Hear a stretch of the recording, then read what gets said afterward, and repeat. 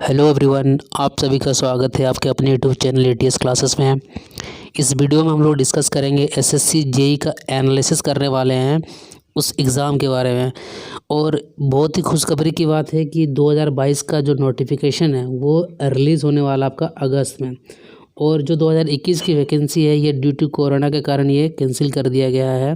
ये बहुत खुशखबरी की बात है कि बहुत ज़्यादा चांसेस है कि 2022 की जो वैकेंसी रहेगी ये आपके पिछले वर्ष के कंपेयर में कुछ ज़्यादा रहेगी। तो इस वीडियो में हम लोग सब कुछ एक ओवरव्यू लेंगे एसएससी जेई के बारे में। एसएससी जेई क्या होता है, इसकी सैलरी क्या होती है, ठीक है। बहुत सारे पॉइंट होंगे जो हम लोग डिस्कस करने वाले हैं।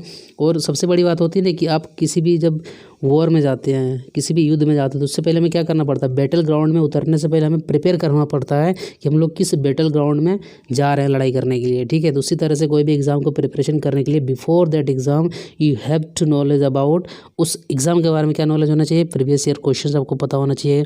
उसके बाद कट ऑफ क्या गए हैं उस एग्ज़ाम के बारे में, नहीं गए हैं, कितना वैकेंसीज होती है नहीं होती है, ये सब कुछ आपको पता होना चाहिए। ये सब सारे जब पैरामीटर्स आपको पता होगा तब जाकर आप अच्छे से उस एग्ज़ाम की तैयारी कर सकते हो। तो मतलब वीडियो के स्टार्ट करने से पहले एक मोटिवेशनल कोटेशन समझते हैं। क्या है कि आज किताबों का हाथ पकड़ लो, कल काम मांगने के लिए लोगों के पैर पकड़ने की नौबत नहीं आएगी। बहुत ही इंपॉर्टेंट है, खास करके जितने भी सारे बच्चों, आपको पता है कि एक तो कोरोना के कारण वैकेंसीज ना के बराबर निकल रही थी। तो इस टाइम आपको करना क्या है कि आपको पूरा टाइम अपना स्टडी में देना है, क्योंकि कल का जो आपका फ्यूचर है ना वो आज डिपेंड कर रहा है कि आज आप कर क्या रहे हो, ठीक है। तो अगर आपको किसी दूसरे के सामने हाथ नहीं फैलाना या पैर नहीं पकड़ना है तो क्या करना पड़ेगा भैया, हमें किताबों का सहारा ही लेना पड़ेगा। यही आपको सब कुछ दिला सकता है, फेम हो, इज्जत हो, ठीक है, पैसा हो, सब कुछ दिलाएगा आपको।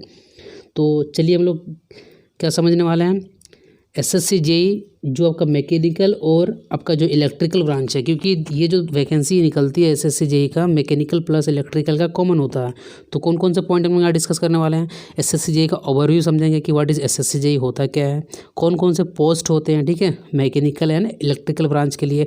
बहुत से सारे ऐसे भी पोस्ट होते हैं जिस सिर्फ उसमें मैकेनिकल ही एलिजिबल होता है, और बहुत सारे ऐसे भी पोस्ट होते हैं जिस पोस्ट के लिए दोनों ही ब्रांच एलिजिबल होते हैं, ठीक है। एग्ज़ाम का पैटर्न क्या होता है, कट ऑफ कितना मार्क्स गया हुआ है, ठीक है, पेपर 1 और पेपर 2 का, ये भी क्या होता है ये भी समझेंगे हम लोग। सिलेबस के बारे में डिस्कशन करना हमें, वेटेज ऑफ सब्जेक्ट के बारे में, प्रिपरेशन स्ट्रेटेजी क्या होना चाहिए, और बुक्स एंड टेस्ट सीरीज़ का सोर्स क्या होना चाहिए। तो ये जो इतना सारे टॉपिक्स हैं, ठीक है, तो इसको हमने 2 पार्ट में डिवाइड कर दिया। नहीं करने से क्या होता है कि वीडियो बहुत ज़्यादा लंबी हो जाती है, ठीक है। तो पार्ट 1 में हम लोग ये सारे पॉइंट डिस्कस करने वाले हैं। तो देखिए, सबसे पहले हम लोग समझते हैं व्हाट इज़ एसएससी जेई। आपको पता है कि जितने भी सारे बच्चे डिप्लोमा किए होंगे, ठीक है, चाहे सिविल ब्रांच से हो, मैकेनिकल, इलेक्ट्रिकल, वो सारे एसएससी जेई का एग्ज़ाम दे सकते हैं, या जो बीटेक किए वो भी दे सकते हैं, ठीक है। तो एसएससी जेई का जो पोस्ट होता है ना, ये ग्रुप बी के अंडर में आता है, जो कि नॉन गेजेटेड पोस्ट होता है, और ये लेवल 6 में होता है, जिसका जो बेसिक पेमेंट स्टार्ट होता है 35,400 से लेकर आपका ये 1,12,400 तक जा सकता है। ये क्या होता है, देखिए, जितने भी 7 पे कमीशन क्या किया है, 1 से लेके आपके 12 तक लेवल को बांट दिया गया, ठीक है। जैसे अगर लेवल 1 है तो उसका बेसिक पेमेंट होता है मतलब 1800 ग्रेड पे के कंपेयर में आपको 18,000 के आसपास उसका बेसिक पेमेंट रहेगा। तो लेवल 6 जो होता है ये आपका, इसको जो ग्रेड पे बोलते हैं, ये 4200 ग्रेड पे में जो बेसिक पेमेंट बनता है वो बनता 35,400। तो आप बोलोगे कि क्या सिर्फ इतना ही मिलने वाला, नहीं, उसमें क्या होता है बहुत सी सारे आपके जो भत्ते होते हैं, जैसे कि महंगाई भत्ता हो गया, ठीक है, आने जाने के आपके खर्चे हो गए, वो सब जब आप ऐड करोगे ना तो ये आपका 50 से लेकर 60K के बीच में आ जाता है। समझ में आ गया आपको। तो पेमेंट देखो, आपकी सैलरी पेमेंट ये होती है जो कि आपको 7 पे और कमीशन इसको डिसाइड किया है। समझते हैं पोस्ट के बारे में, वेरी इंपॉर्टेंट। इसमें बहुत सारे ऐसे पोस्ट है जो दोनों ब्रांच के लिए कंबाइंड है, और कुछ इंडिविजुअल पोस्ट भी है, और एज भी समझेंगे कि किस पोस्ट के लिए क्या एज की रिक्वायरमेंट होती है। तो फर्स्ट पोस्ट की बात करेंगे, बॉर्डर रोड ऑर्गेनाइजेशन, जो कि एक डिफेंस जो हमारा उससे रिलेटेड आता है। बॉर्डर रोड ऑर्गेनाइजेशन जो होती है मैकेनिकल प्लस इलेक्ट्रिकल के लिए, इसमें 30 ईयर्स इसका एज रिलैक्सेशन है। सेकंड पोस्ट क्या है, central water and power research station, ठीक है, ये ओनली फॉर मैकेनिकल ब्रांच, ये 30 ईयर आपका एज के लिए है। और ये जो एज लिमिट है ना, अपर मतलब यूआर के लिए, जनरल के लिए है। बाकी आपको भी ये पता होगा कि ओबीसी के लिए 3 ईयर्स की एज में छूट होती है, और SC/ST के लिए क्या 5 ईयर्स एज में छूट मिलता है। थर्ड पोस्ट क्या है, सेंट्रल वाटर कमीशन, जो कि मैकेनिकल ब्रांच के लिए ये 32 ईयर के लिए होता है। फरक्का बैरेज प्रोजेक्ट, ये भी only for mechanical branch, 30 year इसका एज लिमिट है। मिलिट्री इंजीनियरिंग सर्विसेज जो होती है इसको हम MES बोलते हैं, जो कि मैकेनिकल इलेक्ट्रिकल दोनों बेसिक के लिए होता है। ये 30 ईयर इसका एज लिमिट है। आपको पता होगा कि SSC JEE में जो वैकेंसी निकलती है वो सबसे ज़्यादा जो पोस्ट होता है इसी के लिए होता है, MES के लिए होता है। ठीक है। 6 नंबर का पोस्ट क्या है, नेशनल टेक्निकल रिसर्च ऑर्गेनाइजेशन, जिसको हम लोग NTRO बोलते हैं। ये ओनली फॉर मैकेनिकल ब्रांच, इसका 30 ईयर्स आपका एज लिमिट है। And the last one is number 7 क्या, डायरेक्टोरेट ऑफ क्वालिटी एश्योरेंस। ठीक है, जो कि नेवी के अंदर में आता है। ये सिर्फ मैकेनिकल ब्रांच के लिए है। इसका एज लिमिट क्या होता है, 30 ईयर्स होता है। तो ये सारा आपका हो गया पोस्ट एंड किस ब्रांच के लिए कौन एलिजिबल होता है एंड देयर एज लिमिट। ठीक है। सेकंड नेक्स्ट पॉइंट क्या, एग्जाम का पैटर्न। देखो एग्जाम पैटर्न समझना बहुत ही इंपॉर्टेंट है, तभी तो आप तैयारी करोगे ना। तो एग्जाम का पैटर्न क्या होता है, इसमें पेपर 1 होता है और पेपर 2 होता है। पेपर 1 जो होता है ये ऑब्जेक्टिव टाइप में होता है, जिसका सिलेबस क्या रहता है, general awareness, general intelligence and reasoning होता है 50 मार्क्स के लिए। जनरल अवेयरनेस होता है 50 मार्क्स एंड पार्ट C, जैसे पार्ट A, पार्ट B। ठीक है, तो अलग अलग पार्ट के लिए मतलब उसमें इंजीनियरिंग का पेपर रहता है। तो जो मैकेनिकल इंजीनियरिंग का जो पेपर होता है वो पार्ट C के अंतर्गत आता है। ठीक है, ये 100 मार्क्स का होता है। मतलब क्या समझ में आया हमें कि टोटल पेपर 1 में 200 नंबर होता है। ठीक है, उसमें 2 घंटे टाइम मिलता है। पेपर 1 जैसे ही आप क्वालिफाई कर जाते हो, और हम लोग देखेंगे ना कि पेपर 1 में क्या क्या कटअप गया अभी तक 2017 से लेके 2020 तक का हम लोग कटअप वहाँ पे देखने वाले हैं। ठीक है, तो पेपर 1 में आपका 1/4 नेगेटिव मार्क होता है, ये भी याद रखना है। जैसे पेपर 1 क्वालिफाई कर जाते हो, पेपर 2 में एंट्री करते हो, जिसको बोलते हैं डिस्क्रिप्टिव पेपर।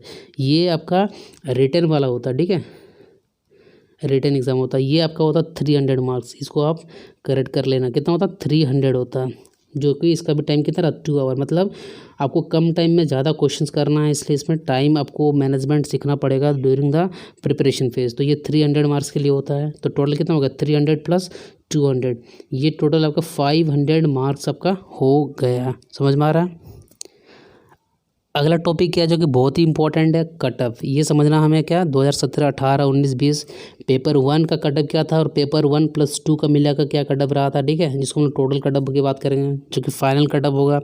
और वैकेंसीज क्या रही थी आपका इस इन रेस्पेक्टिव ईयर में। तो अगर 2017 की बात करोगे, पेपर 1, ठीक है, जिसको हम लोग 200 नंबर का होता है, जिसमें 2 घंटे होते हैं, जिसमें 100 आपके टेक्निकल, 50 रीजनिंग इंटेलिजेंस। ठीक है, और 50 आपका जनरल अवेयरनेस होता है। जिसमें 2017 की बात करोगे तो जनरल का कटअप था 136 के अप्रोक्स और OBC का था 133। देखो ये दोनों आमने सामने होते हैं। 2018 में देखो कटअप क्या हो गया, बढ़ गया, ये 152 हो गया, ये 149 हो गया। ठीक है, 2019 में देखो ये और बढ़ गया, 157 हो गया आउट ऑफ 200, ये 153 हो गया।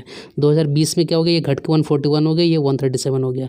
आप देख रहे हो ये पेपर 1 का कटअप है। पेपर 1 कटअप का एनालिसिस करने से हमें ये समझ में आता है कि जो 2018 था उसमें टोटल वैकेंसी थी 1845, जिसमें मैकेनिकल प्लस इलेक्ट्रिकल मिला के था 123।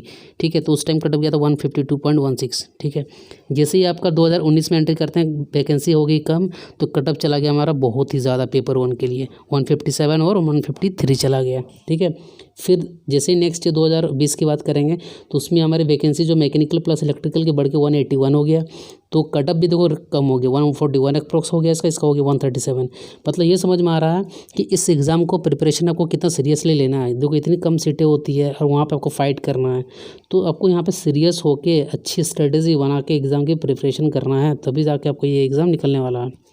पेपर 2 की अगर बात करें, जो फाइनल सिलेक्शन होता है 2017 में 303 था, ये 299 था OBC के लिए। 18 की बात करें तो 304 है, ये 255 है। और 2019 की बात करते ये 333 अप्रोक्स है, ये 307 है। और 2020 जो आपका लास्ट ईयर का जो हुआ था सिलेक्शन, उसमें 334। ठीक है, अभी तक का सबसे ज़्यादा ये 325। मतलब पेपर 1 + पेपर 2, जैसे ही आपने पेपर 1 क्वालिफाई किया, पेपर 2 का रिजल्ट आ गया, तो ये आपका फाइनल नंबर आ गया। अगर आपका कटअप जो आपका पार कर गए हो तो आपको DV के लिए बुलाया जाएगा। ठीक है, फाइनल जैसे आपने कटअप पार किया तो DV मतलब डॉक्यूमेंट वेरिफिकेशन के लिए बुलाया गया। बस ये 3 स्टेप कंप्लीट होते ही आपको मेरिट में नाम आएगा और आपकी भाई जॉब लग गई किसमें, SSC JEE में। कन्फर्म है, क्लियर है। अब बात करते हैं 2021। तो क्या 2021 का वैकेंसी निकला था? नहीं, 2021 की जो वैकेंसी वो कैंसिल हो गई थी ड्यू टू द कोरोना के कारण 2020 की जो 21 की जो वैकेंसी वो क्या हो गई थी, कैंसिल हो गई थी। तो 2022 में ये चांसेस है कि जो 2021 की जो वैकेंसी है, हो सकता है 2022 को मिला के जो भी पोस्ट होंगे, तो प्रीवियस ईयर में जितने भी सारे पोस्ट मतलब जितने भी सारे वैकेंसीज रहेगी, तो 2022 में उसमें ज़्यादा वैकेंसी आने की चांसेस है। ठीक है, तो इसका नोटिफिकेशन और एग्ज़ाम डेट का कब आने वाला है, तो 12 अगस्त को आपका इसका डेट ऑफ एडवर्टाइजमेंट आने वाला है। 2 तारीख में आपका क्लोजिंग डेट रहेगा इसका फॉर्म भरने का, और नवंबर 2022 में जो पेपर 1 है, ठीक है, जो कंप्यूटर बेस्ड एग्ज़ाम है, उसकी चांसेस है कि एग्ज़ाम होने की। क्लियर है। तो ये आपका पार्ट 1 जो मैंने बोला कि पार्ट 1 अभी डिस्कस किया हम लोगों ने, क्या जिसमें हम लोगों ने समझा एसएससी जेई का एक ओवरव्यू लिया कि सैलरी क्या होती है उसकी, पोस्ट के बारे में समझा, एग्ज़ाम पैटर्न के बारे में समझा, कटअप के बारे में समझा। फिर पार्ट 2 में हम लोग डिटेल बात करने वाले हैं सिलेबस और वेटेज कितने होते हैं सब्जेक्ट के बारे में, प्रिपरेशन स्ट्रेटेजी क्या होना चाहिए, और बुक्स एंड टेस्ट सीरीज़ का सोर्स क्या होना चाहिए। आई होप आपको वीडियो अच्छी लगी होगी। अगर अच्छा लगा होगा तो दोस्तों के साथ शेयर करना, और कोई भी डाउट होगा तो कमेंट सेक्शन में ज़रूर पूछना, ठीक है। मिलते हैं फिर नेक्स्ट वीडियो में। So guys, thanks for watching this video.